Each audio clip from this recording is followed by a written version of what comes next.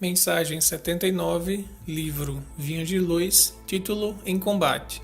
Citação da carta aos Hebreus, capítulo 12, versículo 4, diz Paulo: Ainda não resististes até ao sangue, combatendo contra o pecado.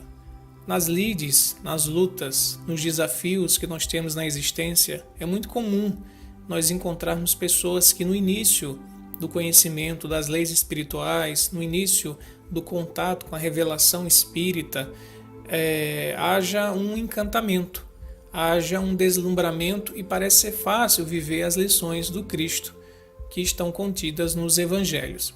Mas Emmanuel vai dizer que esse clima sereno, esse clima mais ameno, que parece, na verdade, ser algo muito convidativo e muito prazeroso, ele tende a passar com o tempo, ele tende a se desvanecer. E então nós, candidatos ao reino de Deus, nós que buscamos seguir os passos do Cristo, seremos convidados pela vida a experimentar de sabores, a experimentar situações muito desafiadoras que vão requerer de cada um de nós uma renúncia e uma priorização daquilo que é mais essencial. E é pela força mesma da lei de evolução, da lei de renovação, como diz Emmanuel, que os nossos roteiros vão se modificar, as nossas ilusões, aquelas situações que pareciam tão favoráveis, elas vão desaparecer e o ideal vai ser selecionado, porque a vida quer que o essencial permaneça. Toda a nossa carga desnecessária, tudo aquilo que a gente acumula emocionalmente, materialmente, até mentalmente, que não é essencial, precisa ser descartado, precisa ser descarregado, pois a entrada no reino dos céus se dá por um caminho estreito.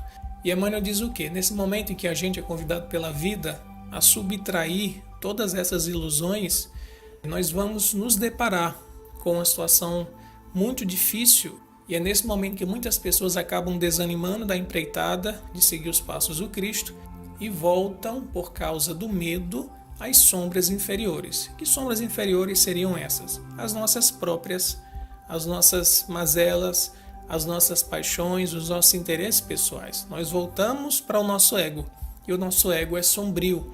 Emmanuel diz ainda que os que perseverarem, mesmo nessas situações de insulamento, de perda de contato com o círculo íntimo de amigos, de parentes, perda desse conforto afetivo, se a gente conseguir perseverar, iremos então experimentar a resistência até o sangue, como diz o apóstolo dos gentios, Paulo de Tarso. E o que seria esse sangue? Quando a gente lê, a gente pensa logo que seria o sangue físico, uma espécie de combate onde a gente precisasse dar a nossa vida como testemunhas, como mártires, como faziam os primeiros cristãos. Mas a ideia é mais profunda. O sangue aqui simboliza, segundo Emmanuel, os laços que nós temos com os nossos parentes, com a nossa parentela corporal, que nos dá afeto, que nos dá privilégios, que nos dá primazias. E muitas vezes na vida a gente acaba priorizando esses laços consanguíneos em detrimento da justiça divina. Mesmo sabendo que o ato vai ser injusto, a gente muitas vezes faz porque vai beneficiar, pelo menos aos olhos do mundo, os nossos parentes de sangue. Mas aos olhos da espiritualidade a gente está fazendo algo que não é do amor incondicional, que não é da justiça universal. É uma particularidade nossa. E aí Emmanuel vai dizer o seguinte: quando aprendiz receber a dor em si próprio, compreendendo-lhe a santificante finalidade, e exercer a justiça ou aceitá-la, acima de toda preocupação dos elos consanguíneos, estará atingindo a sublime posição de triunfo no combate contra o mal. Então, quando ele diz assim, exercer a justiça ou aceitá-la, então a gente vai ser desafiado em duas situações. A nossa ação de ser justo nas escolhas que a gente faz e a nossa ação de receber a justiça, mesmo quando ela fira os nossos interesses. Se a gente conseguir aceitar, vai doer, vai ser muito sofrido, mas se a gente conseguir aceitar e exercer a justiça acima dos nossos interesses, acima da preocupação dos elos familiares que nós temos, aí sim nós daremos o testemunho real de que o nosso combate chegou naquela posição sublime de vencermos o nosso ego e de priorizarmos a lei de Deus, que é de justiça, amor e caridade. É um desafio que todo discípulo do Cristo enfrenta, não importa a corrente religiosa a qual ele esteja ligado.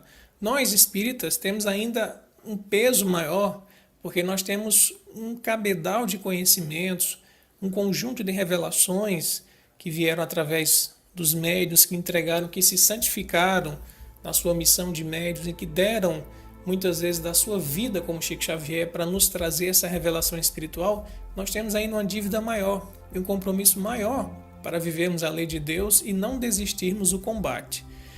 Em momento nenhum Jesus vai dizer que a gente vai ter que fazer um combate que vá além das nossas forças. Ele diz que Deus coloca sobre nossos ombros os fardos que nós podemos carregar. O que nos falta muitas vezes, como os espíritos dizem na codificação, é vontade.